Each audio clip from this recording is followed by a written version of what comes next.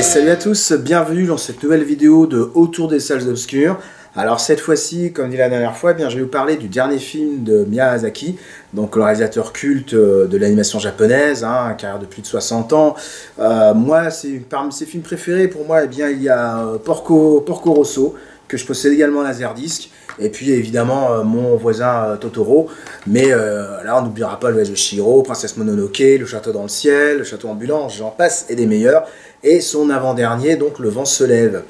Alors, son dernier film, dans tous les sens du terme, c'est bien Le garçon et le héron. Il est vrai qu'après Le vent se lève, Miyazaki avait annoncé sa retraite, et bon, finalement, voilà, il n'a pas tenu promesse. Il a voulu encore faire un dernier tour de piste. Et ce qui est étonnant, c'est que le film est sorti au Japon sans aucune promo, mais il a rencontré un énorme succès. En France, ça va devenir le plus gros succès de Miyazaki avec plus d'1,5 million d'entrées. Aux États-Unis, il en est à 23 millions de dollars de recettes. Il était même premier au box-office, qui est excessivement rare pour un film en VO sous-titré. Voilà.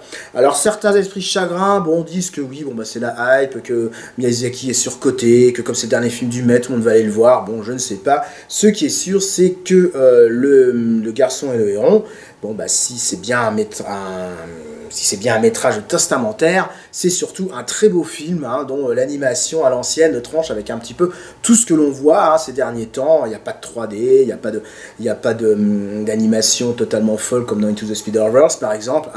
Voilà. Et ça donne, c'est vraiment un superbe film. Alors parfois, certes, avec un côté hermétique, mais comme souvent chez Miyazaki, mais l'histoire passionnante, ça nous plonge directement à la fois dans les souvenirs d'enfance donc de Miyazaki, mais aussi dans son combat en tant qu'animateur contre ses producteurs qui n'ont toujours pas rendu bien service, contre la façon même dont on le voit en tant que réalisateur. Enfin voilà, donc un superbe film.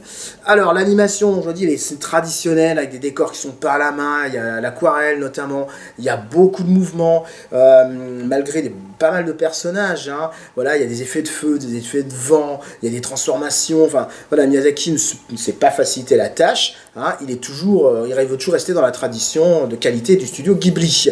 Alors le pitch est Mahito, donc un jeune garçon qui voit sa mère mourir dans l'incendie de son hôpital lors d'un bombardement de Tokyo. Voilà. Donc son père l'emmène alors à la campagne où il s'est trouvé une nouvelle épouse qui attend un bébé. Et cette épouse n'est autre que la propre sœur de sa première femme. Voilà. Donc là, ce que je dis, cette dernière est enceinte. Donc Mahito doit donc quitter l'environnement qu'il connaît pour aller vivre dans un monde qui est totalement connu pour lui, notamment à la campagne. Voilà. Alors qu'il ne parvient pas à s'adapter, il se fait battre par des gamins à l'école, il se blesse même volontairement pour un peu attirer l'attention sur lui. Et en pleine convalescence, il va découvrir un livre que sa mère lui a dédicacé. Ce livre, c'est « Et vous, comment vivrez-vous » Alors, il faut savoir que ce roman, qui est paru en 1937, il a justement inspiré Miyazaki pour cette histoire. Voilà. Durant cette convalescence, Mahito va être harcelé par un héron très très singulier. Et enfin, apprenant que Natsuko, sa nouvelle maman, a disparu, il va se lancer à sa recherche avec l'aide d'une des domestiques et à son corps défendant du fameux héron. Et à ce moment-là, voilà, le film bascule complètement dans le fantastique.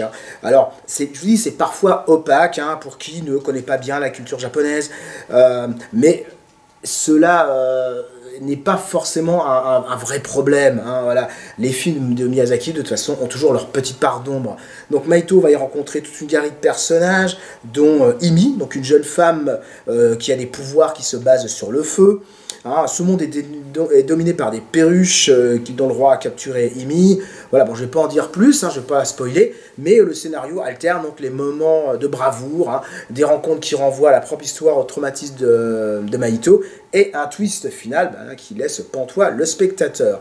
Alors quand je parle de morceaux de bravoure, je parle évidemment de l'animation. Voilà, Miyazaki a commencé à travailler sur le film en 2016. 60 animateurs l'ont accompagné et à leur demande, il leur a demandé de mettre plus d'images par seconde qu'il y avait dans ces films traditionnels, afin de privilégier encore plus la qualité.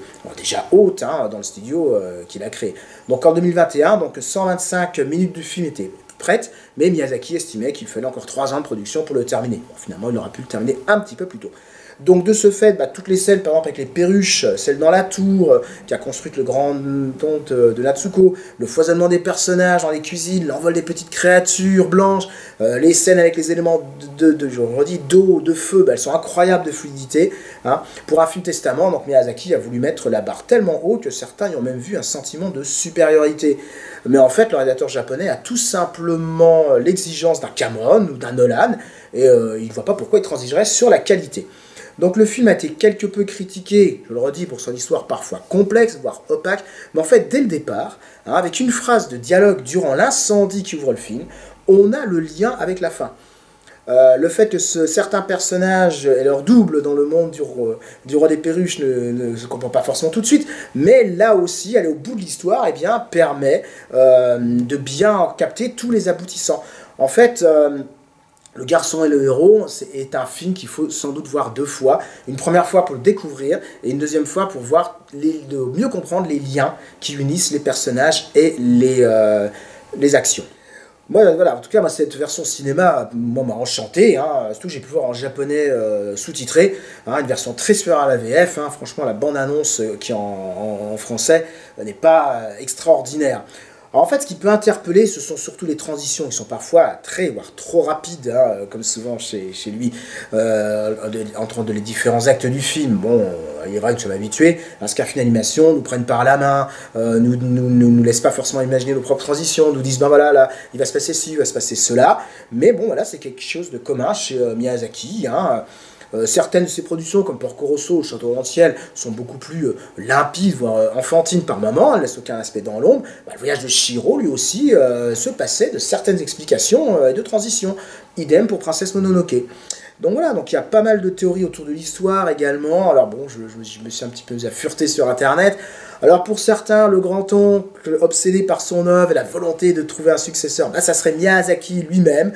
Hein. Mais à la fin, bon, petit spoil quand même, hein. Voilà, Marito refuse finalement cet héritage, et ce serait une incitation du réalisateur à tous ceux qui entendent le succéder, de trouver leur propre voie. Alors pour d'autres, le héron sera un amalgame des producteurs qui ont parfois compliqué sa vie de réalisateur. Les perruches très agressives sont sans doute des militaires, une métaphore, hein, sur le militarisme. On sait que Miyazaki est quelqu'un de très pacifiste. Enfin, quoi qu'il en soit, il n'a pas voulu expliquer certains aspects de son film, hein. Il les laisse, le public, faire son propre rôle. Ce qui est sûr, c'est que le très beau succès de ce film, qui vient cette année en France, après celui de Suzume, et au Japon, après celui du dernier opus de Détective Conan, montre que le public a envie de voir des œuvres d'animation plus complexes, hein, réalisées différemment. Bon, on l'avait déjà vu avec Across the Spider-Verse. Hein. Disney, qui est en pleine tourmente actuellement, créative et commerciale, on le voit, l'échec cinglant de Wish, hein, le prouve, devrait peut-être se poser les mêmes questions que Miyazaki. Est-ce qu'il faut donner aux gens forcément ce qu'ils veulent, ou ce qu'on pense qu'ils veulent voir, ou est-ce qu'il faut les sortir de leur zone de confort, quitte à les rebuter un petit peu? Ce que je ressors de cette expérience avec Le garçon et le héron, c'est que effectivement, c'est un très beau film. Alors, ce n'est pas mon Miyazaki préféré, hein, parce qu'il y a certains passages que j'ai trouvé un petit peu redondants, mais cela reste quand même une animation de très très haut niveau, une histoire franchement passionnante, cryptique, mais je vous dis, une deuxième vision me permettra sans doute de mieux l'apprécier. Et surtout, Miyazaki montre qu'après tant d'années de carrière, il a encore la foi, il a encore la force de mener à point un tel projet, hein, tout en disant aux autres réalisateurs, ne faites pas comme moi, essayez d'autres choses. Et on l'a vu avec le réalisateur de Suzume, qui lui est parti dans une direction complètement différente. Hein, l'animation ne doit pas être figée, et je pense que c'est le vrai message de Miyazaki. Hein, le vrai message de Miyazaki, c'est ne restez pas dans le cliché, ne restez pas dans ce que vous savez faire le mieux, innovez, essayez autre chose, n'hésitez pas à faire du cinéma autrement, et rien que pour ça, je pense qu'on peut apprécier le film. Voilà. Alors ce qui est intéressant également avec Miyazaki, moi j'ai toujours trouvé ça formidable, c'est que ça reste quand même un génie modeste, hein, malgré certaines personnes qui disent mais non, il a voulu faire ce film pour montrer comment il était grand et compagnie. En fait non, pas du tout. Je pense que c'est vraiment quelqu'un qui adore le cinéma, qui adore l'animation, et qui a envie vraiment de continuer à lui donner ses lettres de noblesse. Donc si vous n'avez pas pu encore aller voir le film, n'hésitez pas, parce qu'il est encore à l'affiche. Hein. Je vous lis, préférez la VO sous-titrée, et ne vous arrêtez pas à cette cet aspect cryptique, à cet aspect un peu opaque. Très franchement, si on fait bien attention au dialogue de début de film, hein, la fin est incroyablement limpide et claire. Voilà. Donc prochaine vidéo, ça ne sera pas avant 2024. J'ai pour projet voilà, de revenir sur certains films de 2023 que je n'ai pas pu voir, que je n'ai revu qu'en vidéo, comme Mission Impossible 7 ou Super Mario par exemple, des films que j'ai vraiment appréciés. Je ferai sans doute un petit top rapide, hein, de ce que j'ai aimé cette année, de ce que j'ai un petit peu moins aimé. Et puis bon, j'avais également l'intention de parler du film Barbie, mais franchement, le film ne m'ayant absolument pas plu, je crois que je vais laisser tomber l'affaire. Je ne vois pas l'intérêt voilà, de faire une vidéo négative sur tout ce qui m'a déçu. J'en parlerai peut-être dans mon bilan sur l'année. Allez, salut!